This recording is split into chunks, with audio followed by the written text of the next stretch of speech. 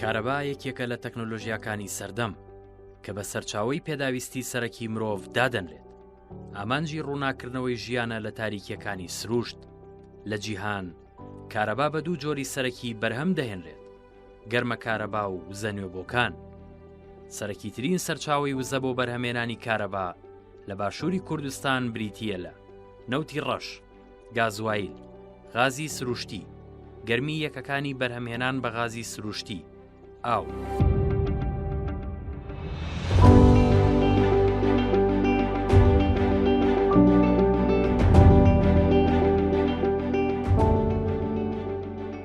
لە ئێستادا لە هەرێمی کوردستان بەرهەمهێنانی کارەبا بە ڕێژەی سەرەکی سەرچاوەکەی بە غازی سروشتیە و لە دوای غازی سروشتی بە نەوتی ڕەشە کە ڕێژەیەکی کەمە، ئەوی زۆر نییە، پاش ئەوش بە ئاوە.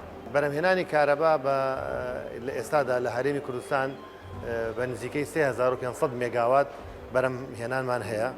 لەم 3500 مێگاواتە تقریباً 100 مێگاواتی بە ئاوە لە وێزگەی دوکان و دەربەنیخان. چەند وێزگەیەکی بچووکش هەیە لە داهاتوە کەوێتە کار. بە غازی سروشتی وێزگەی چەمچەماڵمان هەیە و وێزگەی هەولێرمان هەیە و وێزگەی بازیانمان هەیە کە زۆربەی ئەمانە هەمووی بە غازی سروشتیە و یعنی ئەتوانم بڵێم لە 70% زیاتری بەرهەمهێنانی کارەبا بە غازی سروشتیە. ئەوەی کە ئەمێنێتەوە بە نەوتی ڕەش چەند وێزگەیەکی بچوو هەم وێزگەیەکمان هەیە و زائیدەن بە گازوایلیش لە دهۆک لە بەرەوەی بۆری غاز تەواو نەبووە بۆ بەرزکردنەوەی ڤۆڵتێ ڕێژەیەکی کەمیش بە گاز بەرهەمهێنرێت.